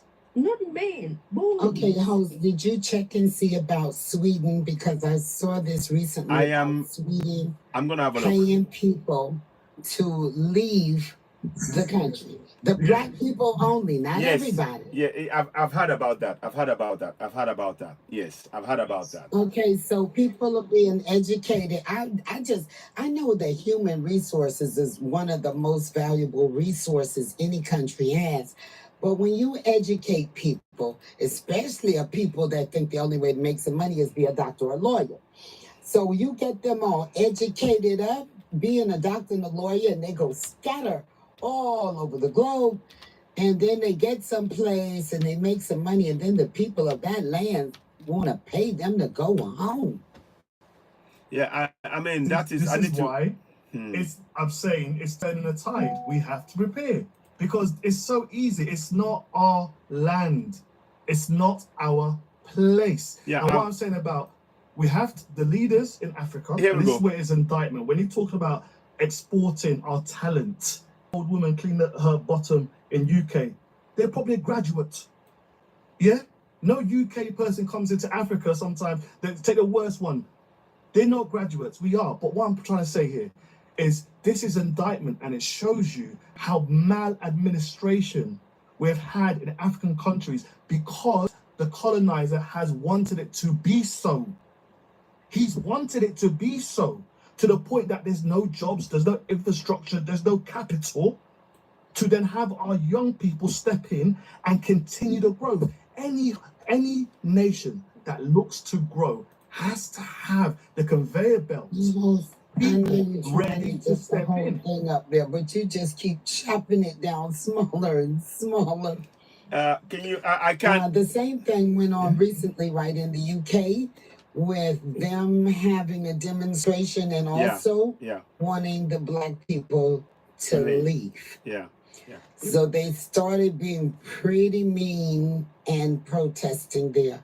But for me, when you get this education and you go abroad, you make some money. I don't care if it's just a little bit of money. You mean to tell me all you healthcare workers, you nurses, you doctors, you LPNs, or whatever healthcare you in, you mean to tell me that y'all can't pool a little bit of money together and put together a nice clinic at home? Not a bad idea. Don't be mistaken now, because hold on, everybody that goes, every one of them that go work abroad, sometimes they tell them that they coming to do, a job, and then when they get there, it's something totally different. Yep. They have a lot of documentaries that they turn these girls into house girls, and they lock them in. They don't pay them. They don't. We know about the trafficking. Yeah, it's a whole bunch of that going on too. They Yeah, not all sex getting paid. trafficking is one of the things. But for those who come and make it, because here where I live, they just built this, I don't know how tall this healthcare facility is. And I've actually been in there on quite a few of the different floors asking people, because whenever I speak to one, I notice the accent right away. So I ask, where are you from? And most of them are from on the other side of the pond. So everybody's not being. It's a terrible thing that the trafficking goes on. Yes, it is. It's awful, and I wish that it wouldn't happen. But for those that are actually making it over here and going to work, and because, like I said about the hospital, that's almost them. They could possibly try to figure out how to pool a little money or save a little money. I know everybody, when you go abroad, you want to help your people back home, the people that help you get through school, and then get the money to get off of the continent. See, the continent needs you back. The thing is, Okay, let that. hold on. Let me let King David finish. 1 second. Well, we can as soon as I finish. Hold on. The continent needs them back. And I'm not sure about how, but I do know that there are a lot of healthcare professionals here in my state. So maybe some thinking about what can be done, because I've seen and heard about how poor the healthcare is. And these three guys behind you, I don't know where they got their medical people from, but they got medical people, equipment, and everything they need. So that makes the others look pretty bad. It does. That they're not doing nothing, not even a little something, nothing at all. It does. It does. It does. You're right. Right. Let me quickly, just before I answer, thank you very much. I've got an answer for you, Linda, on that. But let me quickly let David finish up there. Then I will then come. I'll give an answer, an addendum to it. Go ahead, David. Yeah, I think I was just on a point of just saying, because, I know I'm getting a bit deeper than all this stuff. A lot of the stuff is the exporting of people is because, listen, who wants to leave Africa to come and live in the UK, really? If everything was all equal? Do you want to leave Africa to come and live in the UK or America if everything was all equal? It's because of the status and situation which has caused that situation. But again, what I still look back, I always look at a gleaming diamond from it. Look at all the like you said there, I think, Miss Lady, all the doctors, the scientists, the nurses, all the people we've exported. That shows you the wealth we have. Exactly. In terms of human capital. And which I go back to saying, if our nations can be like these three nations to say, okay, let's stop that now. Let's stop going on boats and going across there and living an illegal immigrant in these countries. We're going to make a pathway for you to use your expertise in Africa. Just like the white man is doing, because the white man loves Africa. He pretends he doesn't, but he loves it because he's always buying up land and taking the resources. So we're going to now invest in our people. And like I said before, when all the three nations do that, and other nations see it, you will see the reverse. Because Exactly. we've mentioned it. England has got a problem. Germany's got a problem. France got a problem. Holland's got a problem. Hungary's got a problem. Poland's got a problem. America damn well's got a problem of the treatment of African people or black people. So at some point, we need to look backwards. So as long as the pathway is made to make that attainable, you will naturally see that, because we have a wealth of people who make Africa what we want it to be. But we need other nations to do the same thing. Thank you, David. Thank you very much, David. Thank you. And I was just going to add, I will just add to what David has said there. We need to, this is about changing our mental perception of who we are, and it is really important. And David has said it. One part, so thank you, David. One part of what needs to be done is what David has said. The natural gravitation back home to try and fix home is there. The second part of it is our government now putting our governance in ECOWAS in the same mindset as the big three behind me to do the same thing. But I want us all to know, even before that we have the funds. We don't even, right now, we don't need to borrow a penny from anybody to build our hospitals. Because why? Burkina Faso showed us how to do it. We don't need to borrow a penny from anybody to do anything, because we got the resources in our land. Those who are coming to try and tell us how to do things are taking the resources off our land. And we need to recognize that we have to put a stop to that resources being taken off our land. Just like Ibrahim Traore of Burkina Faso did, just like Assimi Goïta of Mali did, just like General Chiani of Niger did. That is what we need to do. That is the blueprint right there. So I just wanted to just state that. I think I'm going to be wrapping up. Go ahead. Can I say something to what you're saying? So, you know, I follow everything Africa and all the different countries. So there was some diaspora people, and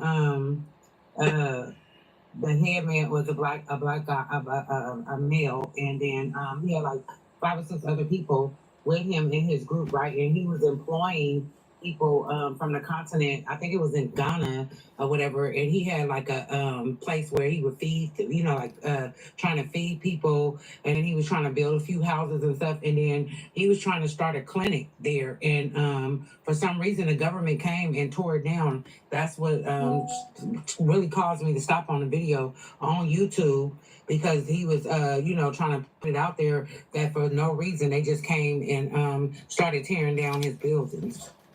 Yeah, it's You know, I know all these things that need to be done or whatever, but I don't know, some of the corruption and some of the things on the continent, like that, it just runs so deep. You know what I'm saying? Like, how could you be a person in a city, then you a mayor or the governor or whoever? I don't know if they their lines of authority run the same way they do it here in the States or whatever, but I know the first person here would be like the mayor of that city or whatever. You know what I mean? But how could somebody come in and they trying to help the people, and then you just allow their stuff to be torn down, possibly because somebody else wants something, or because YT, you know what I mean, want to do something with it, and you know what I mean? And this is to help and feed the people there and to supply them with jobs. Like, it's just crazy. Yeah, I agree. It's crazy. And I'll tell you my short answer. There was a lady called Lynette Nyako. She spoke earlier on in the broadcast a few hours back. She said something. The Ghanaian government was closing the bank accounts of Ghanaian businesses, and they were leaving open foreign bank accounts. So the government is already corrupted. And this is why we need to change it. This is why we're saying ECOWAS is not fit for purpose. And what the government did in the case of this person here is actually hold back the development of the people. And they're not even letting people enjoy something that the government should rightly provide for them. Again, this is why we're saying let us support the Alliance of Sahel States. Ladies and gentlemen, I'm having some issues with my technical issues with the screen. You can see it's a bit going and all that. I think I probably need to, we'll be bringing it to an end.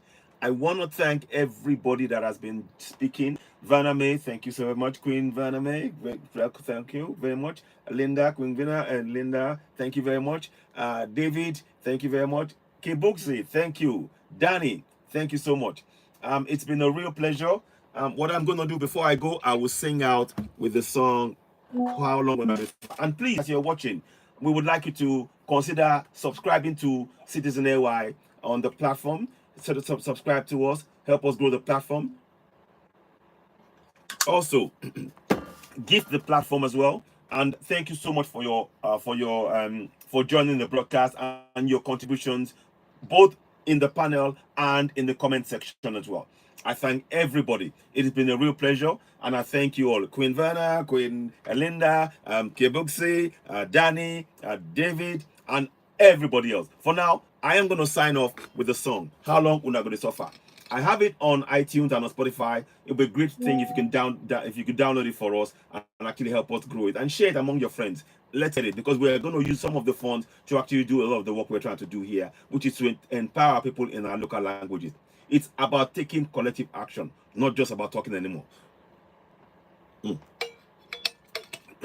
I'm just drinking before I sing, just to clear the throat and make everything warm up a little bit. So, thank you so much. For now, we're going to sing How Long. Here we go.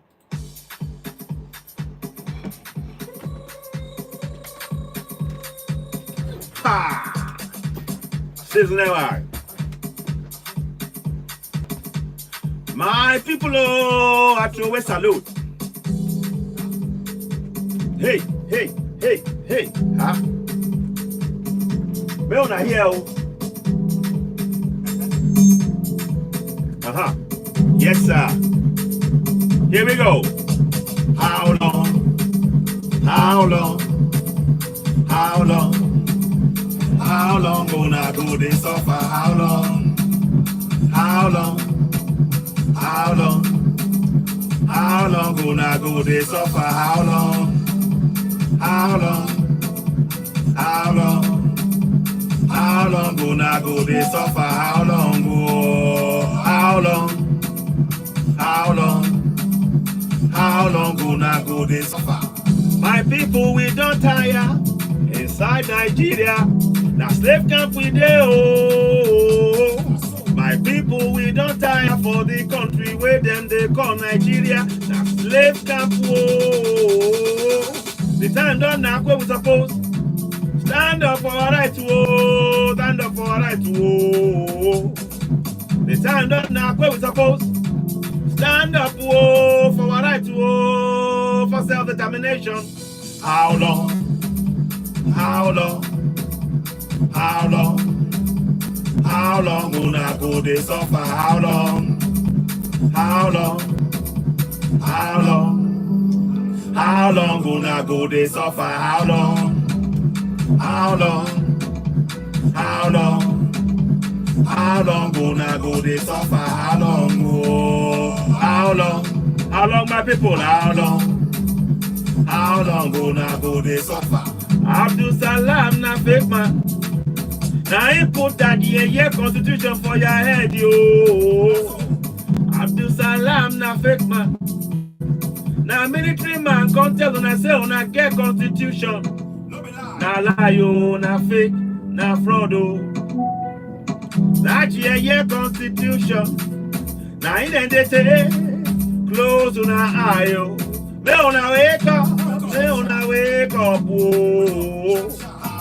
Mo kan bere ni o, I just dey wonder.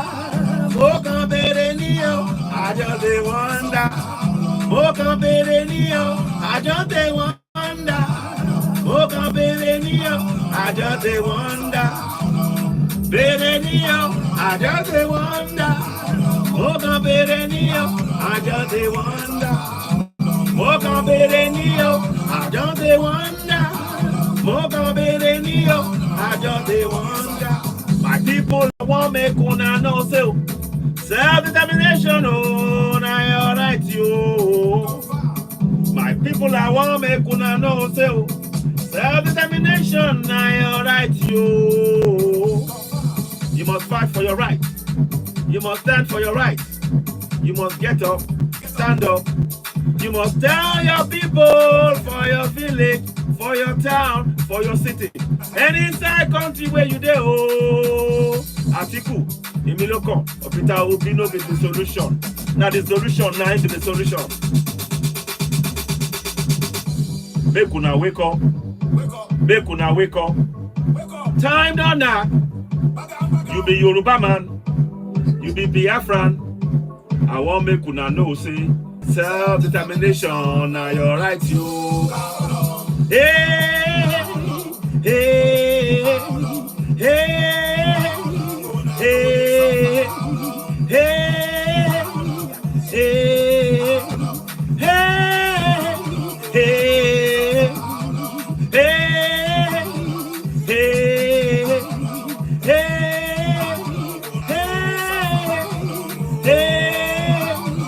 hey, Yoruba land na your land yo. Middle belt na your land yo. Hausa land na your land yo. Biafra land na your land yo. No be Nigeria, no be Nigeria, no be Nigeria, no be Nigeria. Ra ra ra ra oh. Thank you all so very much. It's been a pleasure. Linda, Vanna, Kibuxi, Danny, David Omije, and everybody else, and all of the comments. Thank you all. Thank you all so much. And thank you for the gifts as well. Please continue to share. I'll be back again later on. For now, I say have a pleasant evening. I will talk real soon. Keep sharing all the good news about these three. Ibrahim Traore of Burkina Faso, Assimi Goïta of Mali, General Chiani of Niger. They are great men, and they are the leaders. They are on the front, leading from the front, and they, together with us, will together free the whole of Africa. Let us continue. The work has just begun. Let us play our part in that journey. Thank you so much, very much. You're listening to CitizenAY, the platform where we speak truth power. Don't forget to download the song on iTunes and on Spotify. Thank you, and bye for now. Bye all. Thank you. Bye guys. Bye all. Oh, gosh. Damn. I'm tired, guys. Oh, okay. So, good evening to you on YouTube. Thank you very much. Thank you for joining. I'll be back later on. CitizenAY, the platform where we speak truth power. Thank you, and bye for now. Bye, guys. Bye all. Bye.